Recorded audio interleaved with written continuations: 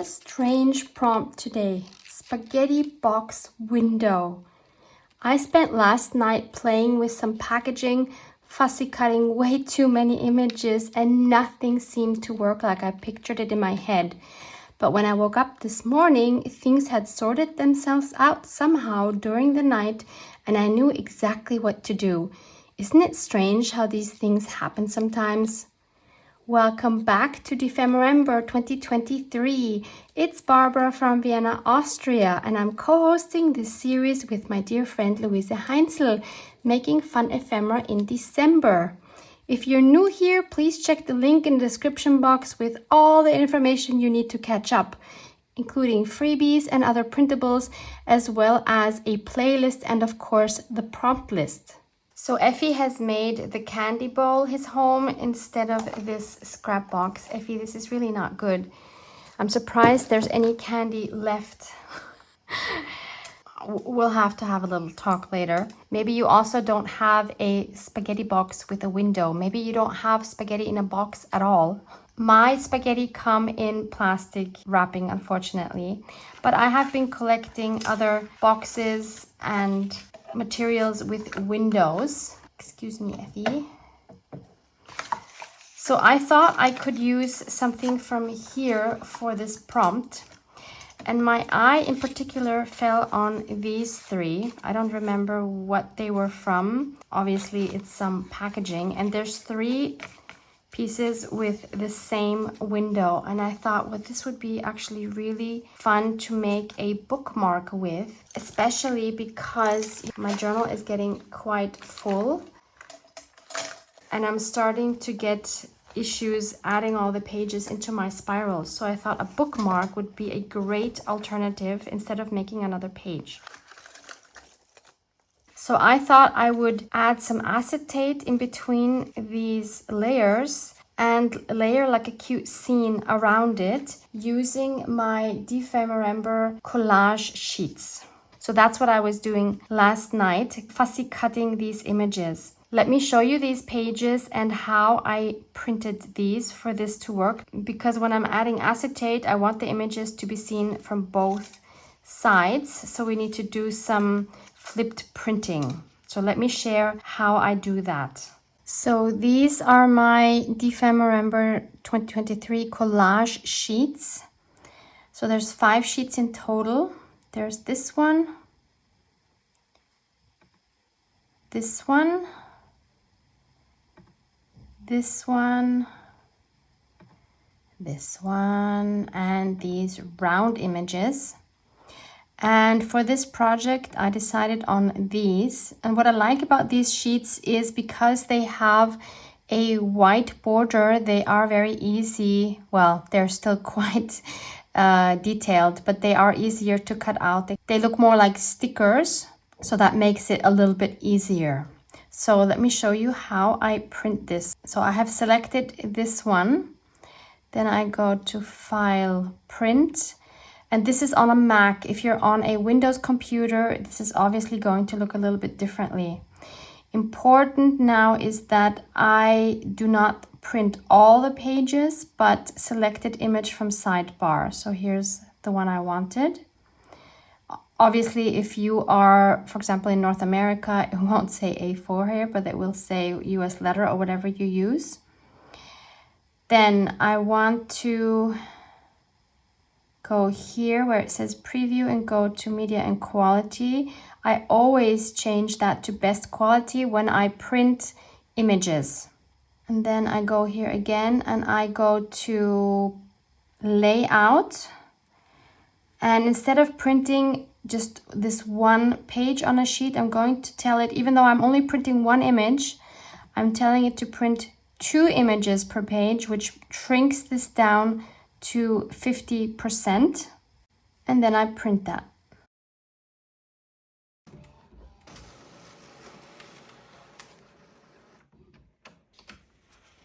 So then I get this image, sorry about the sun glare, and then I put it back into my drawer and I put it face down because my printer always prints on the side that is faced down. and we'll print it the second time. So we're going to print this image again, but with one major difference. So again, we go to File, Print.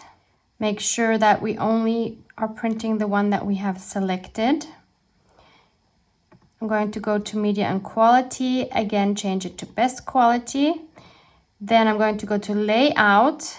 And again, change it to 2 pages per sheet, because now it's going to print on the other half of our page. And very important, I'm going to say flip horizontally, and then we'll print.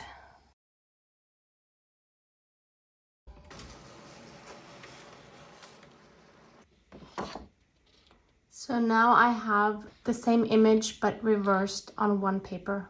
If you're not sure about the direction of your page, then print it on 2 separate papers, and that will be easier. Because I get a lot of questions about my printer, I just wanted to mention again, I have an Epson ET5850. It's an eco-tank printer, meaning I don't have ink cartridges. You order bottles and you fill up the tanks here, which is very economical when printing. This is a large model, has 2 drawers, so it's more like an office printer. If you're looking for a printer, there are smaller Epson EcoTank models, so I would suggest check those out. It's not necessary to have this huge printer at home. So this is my print, and this is printed on a little bit thicker matte photo paper so that the image quality is better, but you can certainly also do this with copy paper. But I would mount it onto some cardstock before you will fussy cut the images, because you do want them to be a little more sturdy. So when I planned doing it with this here, I printed the images smaller because you see here, they're just too big, right? So if I would put these kind of like around the frame here, they're just too big. So I printed them originally 70% of this size, and that's what I was fussy cutting last night, and you get this size. So they are super cute, but as I was cutting these, I was thinking to myself, who are you kidding? Do you think anyone is going to enjoy fussy cutting these tiny images? I mean, seriously. And doing that twice, because we need the front and the back. So I abandoned this idea. I mean, I didn't abandon the idea, but I abandoned the idea of using these here because it's just too small, even though it's a great size for a bookmark. So then I printed them like I did now, just at 100%, and I fussy cut them again.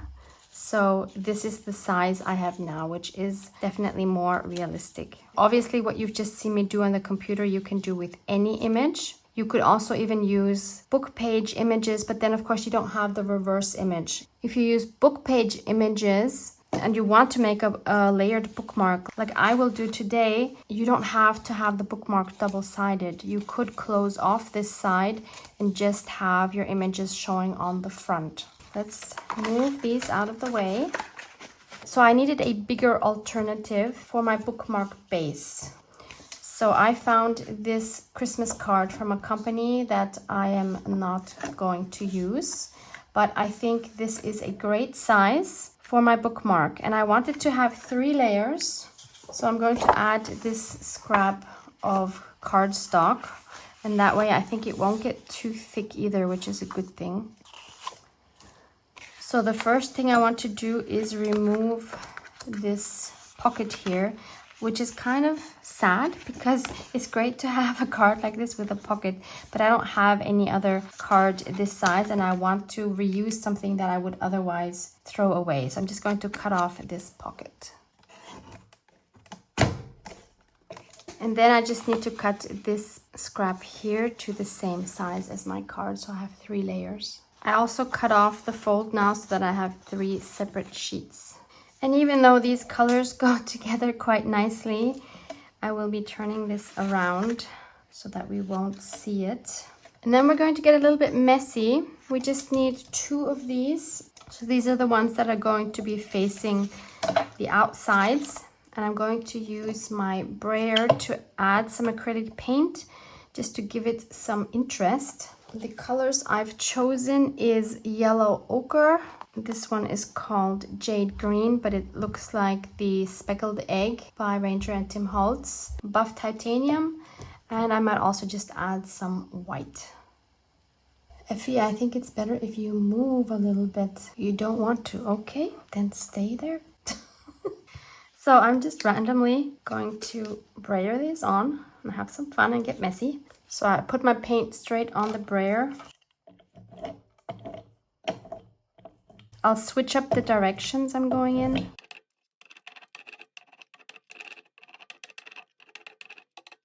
Let's add some yellow ochre.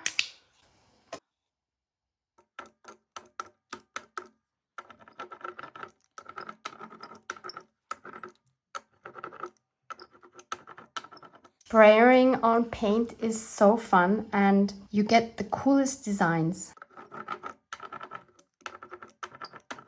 I'm going to dry these before I add this blue because I don't want those colors to mix and turn green. So Ephy, I turn around 1 second and you're full of paint. Look at you, your hands, your cheek, it's everywhere. Oh, it makes you happy. And you even have candy in your hat. I mean, really? We're trying to be a good example here, you know? Okay, you're right. It's all about having fun. Okay, let's put you back in your candy bowl. We'll continue here.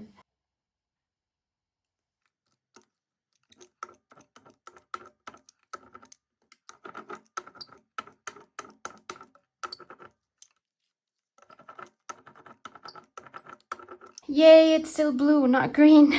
So the drying really helps. So now I want to tone this down a little bit by adding some white on top. Because when you put the paint directly on your paper, I'm sure you know you always get like these ovals and I don't want those.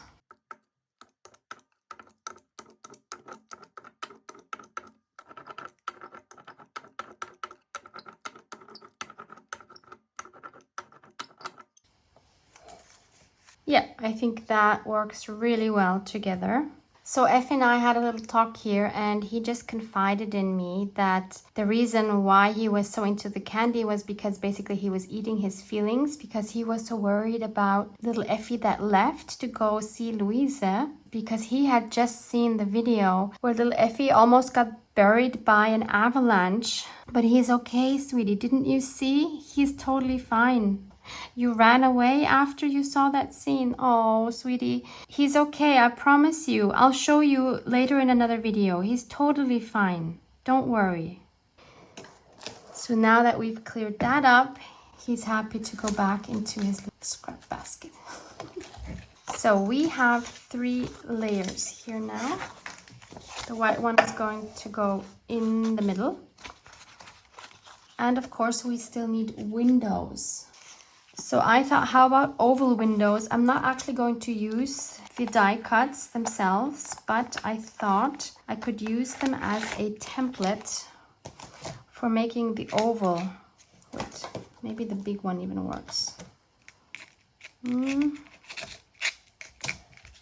Yeah, let's do the big one. So I'll trace just the oval shape because I don't want this here on the outside. So I'll cut this one out with my scissors. The easiest way to do that is to just poke a hole, then cut to the edge of your oval. This also works with a circle. And then just cut these pie shapes to the edge of your oval, because then you only have to cut around the oval once. And that makes it very easy to cut the shape out rather than trying to kind of go around in a weird way. So now I can easily just go all around. And these will then fall off. Very satisfying somehow.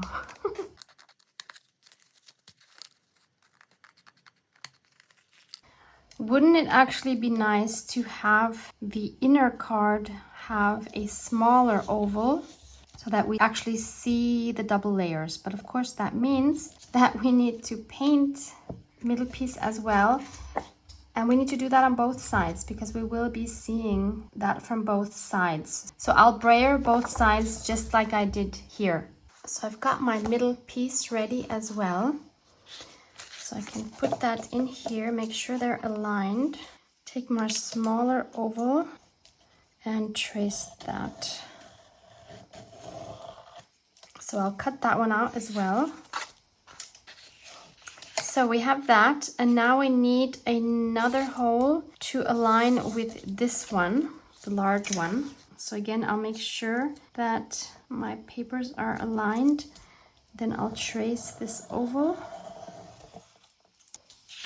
and cut that out as well.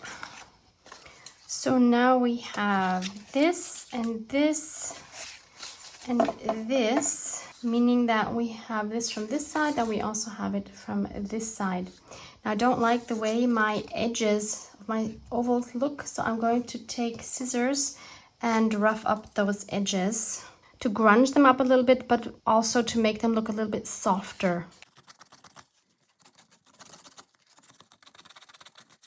And then I'm going to ink up all of those edges with pumice stone. That is such a beautiful warm gray.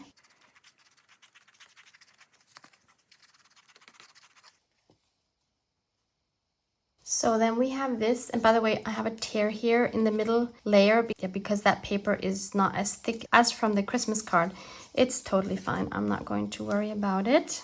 So next I need some transparencies to put inside, like some acetate or something. So you could use packaging, of course, but I have something in mind that I want to try. So I'm going to use an overhead transparency.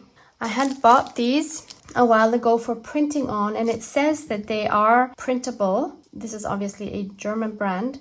It didn't work at all. The ink never dried. These are horrible, but I can definitely use them for other projects. So just for my German speakers, bitte diese nicht kaufen. Diese Overhead-Folien, wenn ihr sie bedrucken wollt, die Qualität ist miserabel, das trocknet überhaupt nie, die Tinte, die da drauf kommt. Also für andere Zwecke okay, aber nicht zum Bedrucken diese Marke kaufen. So we're going to need 2 pieces, so I'll make sure that they obviously cover more than the oval because we need some space to glue them down. Like that. I'll cut 2 sheets like that. So I have my 2 sheets. And I want to emboss them. So I'm going to use this bee from the Tim Holtz Entomology set, adding some embossing ink. I don't want to add anything bigger because we'll have the mushrooms and the plants around it, so those will cover part of the acetate. So I just want to position it right, and I want to have one on the one side, maybe further down, maybe here. And then on the other one, which will be like this, I want it further up. I'm going to use golden embossing powder.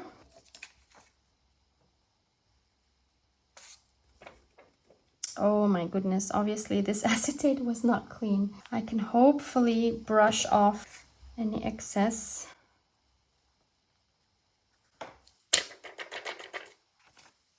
This one's a bit better. You want to make sure your sheets are clean, but so that they don't have anything sticking on them when you emboss them. Not sure if this one is salvageable.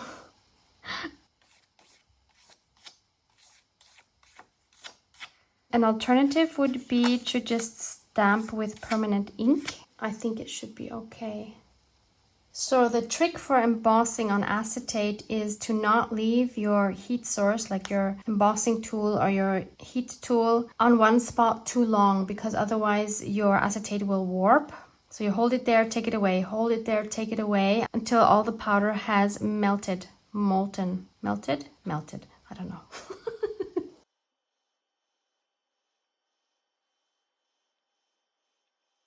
And there we go, it's embossed. So once I have them both embossed, one will go, actually I want it for spacing up, so this one will go here. And the other one will come from the other side and goes here. Look at that. So let's take two of the same images, so these will go back to back. And if I've cut them precisely enough, they will fit together nicely. And then we can just layer these around our oval. We could add some in between these layers, but we don't want to cover up our bead too much. So like this, for example. And then of course we would see it here on this side, and then we could layer some things from this side and so on. So let me do that. That might take a while, and I'll be back once I have positioned things how I think they will look best. So I started layering some things, and I love how these look, but I'm not liking the acetate in the middle with the bees. I do think the technique is cool, but I don't think I want it for this project. So I'll take these out again, and we'll just have the empty oval so that we can just see through and play with the layers that way. Yeah, I think I like that much better. So I will continue layering and gluing things down, and I'm happy because last night I was thinking I could already glue always the two pieces together, but now I'm so happy I didn't, because this way, you know, I'm able to stick one in there and then put the other one on top like this. I have a lot more possibilities that way.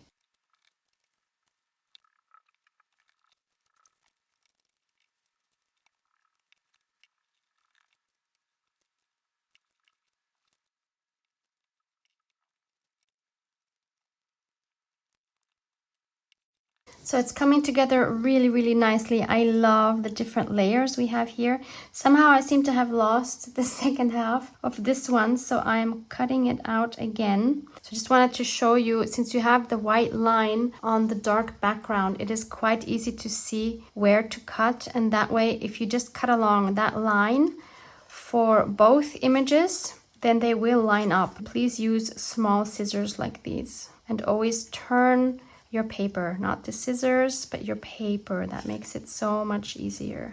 If you don't enjoy fussy cutting, this might not be the project for you. I think it's quite therapeutic. Okay, these match up as well now. Yay!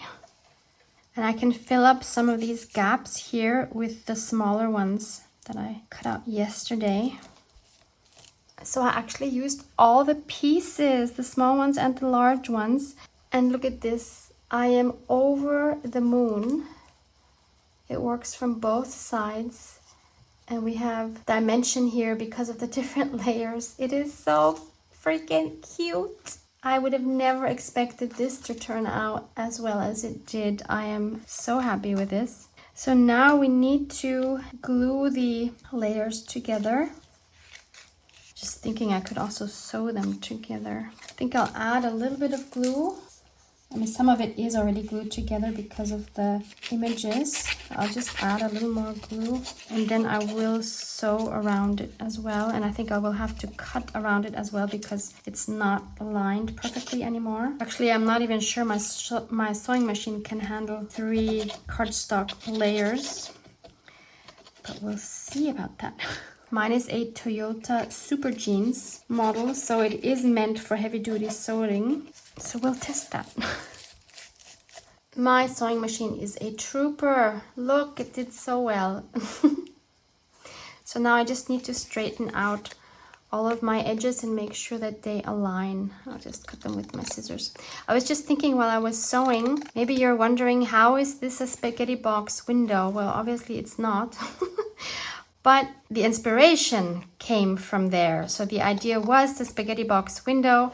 I didn't have a spaghetti box with a window, so I looked what other materials I had with a window. And then those 3 pieces with the windows gave me the idea for this. So sometimes it just gives you inspiration, but then you do what you want, obviously. There are no rules. It's important to make it work for you and what you have. I want to share another idea that I had yesterday. Remember, we had this freebie, which is called Butterflies 2. You can find that in my link below. if you haven't downloaded it yet. And I thought these could look really cool if they are printed smaller and on a transparency to add here. Especially I was thinking about the middle where you can see through. So I did that. So they came out really nice, but I forgot that these transparencies are actually very milky on the back, so they would not look good through the window from the back, you know? Just, yeah. So these transparencies, let me show you what they look like on a white background. So they're actually beautiful, and these are from this brand, Avery, which are great for printing on. So if you need transparencies to print on with your inkjet printer, these are specifically for inkjet. Avery is a brand I can really recommend. Also diese hier kann ich sehr empfehlen von Avery. Zweckform, aufpassen, dass Inkjet draufsteht. Die drucken super schön. So we're not doing this. But what we are doing is adding gold splatters, obviously. This time I'm going to use watercolor, my beloved Van Gogh Deep Gold 803. Such a gorgeous, gorgeous color. I'll put some in here and add some water.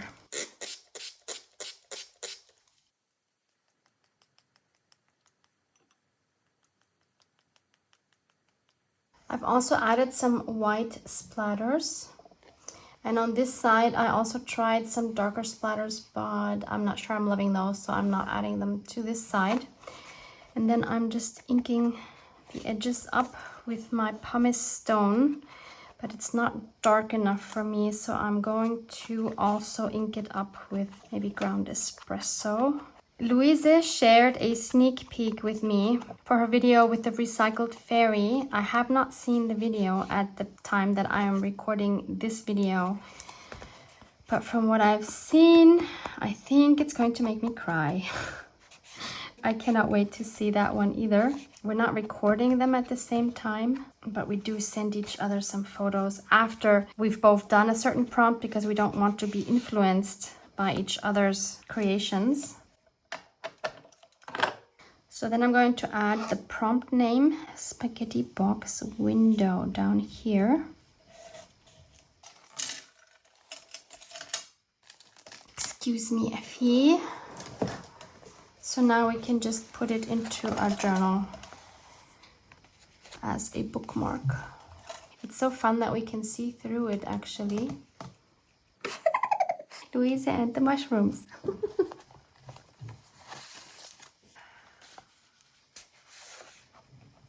December 27, spaghetti box window. There's only one official prompt left. And then there's, of course, Ephy's second half of the prompt with the door that we started on the opening. So if you haven't seen our videos for December 1st, mine is called, I think, A Letter from Ephy and Dephemerember Kickoff. You'll see the first part of the prompt where we created a door and sent it to each other. So on the 31st, I can unwrap Luise's door. Obviously, we've all seen it in the video, but it's more exciting than to have it in my hands. But first, we're going to do Me and My Crush tomorrow. Love you guys. Mwah, mwah.